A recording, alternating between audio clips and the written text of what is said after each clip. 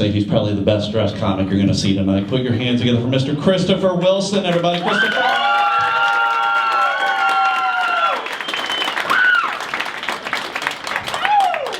How's everybody doing tonight? Huh? I've got to tell you, if you look at me shaking right now, I'm so nervous I look like Michael J. Fox trying to use a paint shaker.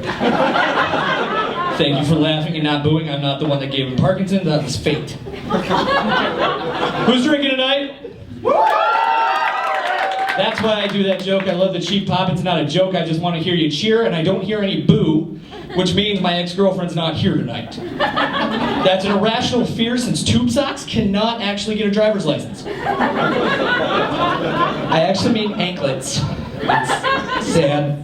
I'm a bit of an oversharer, in case you can't tell from that small pecker joke I just did. I actually named mine, not unlike someone else here tonight, but I actually named mine a conversation. Because I just want to meet a woman that'll hold a conversation. How you doing? I'm tired of holding a conversation all by myself.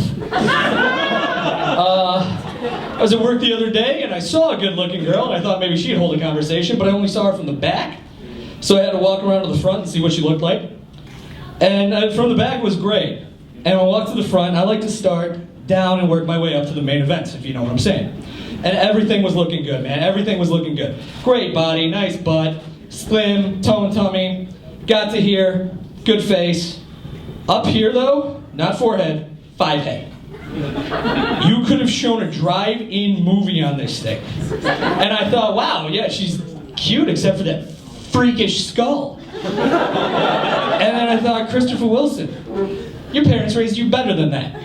That girl is beautiful to someone, has a family, and probably has a talent you don't even know about. And I thought about what that talent could be. And I realized that talent was while she's blowing you can watch Netflix on your smartphone. Yeah. I actually, though, I am single, in case you can't tell from those jokes. And I'm cool with it. Because I'm a fat kid and I actually love food over sex because I remember the last time I had a meal. And I have a bit of a fantasy. It's called the Fat Kid Three-Way, and a Fat Kid Three-Way happens in a hotel room. A Fat Kid Three-Way is when you are in bed, eating, drinking, and watching TV. And it's acceptable in a hotel room, but you're gonna fucking cry yourself to sleep if you do it at home. I am trying to date. I am on Tinder. I can be on Tinder. That's not a friggin' joke. You can look me up. But my problem is every chick on Tinder has a kid, which proves the conspiracy everybody's getting laid but me. And my biggest problem with that is the fact that every chick says, I have 3 beautiful children, but I'm not looking for a hookup. And I'm thinking, you have 3 friggin' examples of every time you went for a hookup. I know what I like. I have actually dated in the past. I'm not just like, unfortunately, single for forever. At least that's what my mother tells me. And I dated. I have been with a few women, and I'll say I'm still the best I've ever had. I love, I know what I love. Pornhub knows what I love. It takes 3 minutes. I don't have time to tack on 57 extra minutes. I have things to do. I do want to talk about the matter of, since we are talking about hooking up and sex, I would like to point this out. Your best piss is entirely better than your worst orgasm. Think about it. Go on this journey with me. You're tired, you had a long day at work, you come home, you're getting ready for bed, your significant other's in the mood. I say you're, because I don't have a significant other. And you're just not feeling it, but at the same time, you're still being offered sex. Am I right, guys, right? You might be a little tired, but it's still sex. So, you put forth your best effort, and by that I mean you just lie there and let her do most of the work, which is how we all enjoy it anyway. That's a pro tip. She's getting there, she's happy, everything's a good time, and you're like, yeah. But when you have a 4-hour drive and you've been holding it for 2.5 hours and you finally get to the urinal, you are like Dory from Finding Nemo. Thank you, sir.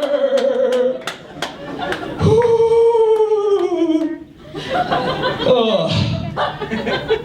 I got a buddy in the crowd tonight, and I always do this joke when he's here, and I have a microphone in my hand, and I don't mean when I do stand-up comedy, I mean I almost ruined his sister's wedding. It's a Vegas story about being at a strip club, his first time at a strip club. The great thing about this was we were there for 45 minutes. My friend is so cheap he won't tip a canoe. In 45 minutes, he got so drunk that he actually spent $300. The biggest problem, he put it on his credit card. Had he made it rain, we would have been VIPs, but apparently someone doesn't like to follow the rules. Also in Vegas, it was me and a male friend, and we had 3 female friends with us. 3. All of us were single, none of us were dating. When you are dating, or when you're not dating 3 drunk women, there is literally no reason to make sure they make it home safe. If a pimp would have offered me $10 for each girl, I would have taken it just so I had my own fucking hotel bed. And don't think I was splitting with a girl. No, I had to share with a guy that just blew his load on $300 worth of strippers. His cash load. Keep it clean, people. I was at work the other day, and most of my stories either start off when I was drunk or when I was at work. There's a few stories that start off when I was drunk at work. And I'm a server, for those that don't know. And there was a guy that came in, and he was old, he was pissy. And at where I work, we've recently gotten rid of baked potatoes. That is a normal response. Who gives a shit? It's a baked potato. He was livid, ruined my night as a server, ruined the people he was with as there. If you do that, it's a baked potato, have the damn decency to die so my night gets better. I gotta end on this, again at work, I was talking to a friend of mine, and I said when I get my degree, I want to move to Nashville. He said, what's in Nashville? I said, Southern women. He goes, you just want Taylor Swift to write a breakup song about you. And I'm like, yeah, that's because I think I Can't Believe I Let Him Put It in My Ass sounds like a great country song. But if Taylor Swift were to actually write a breakup song about me, and if I could title that breakup song, I'd hope it'd be called That's my time, thank you very much.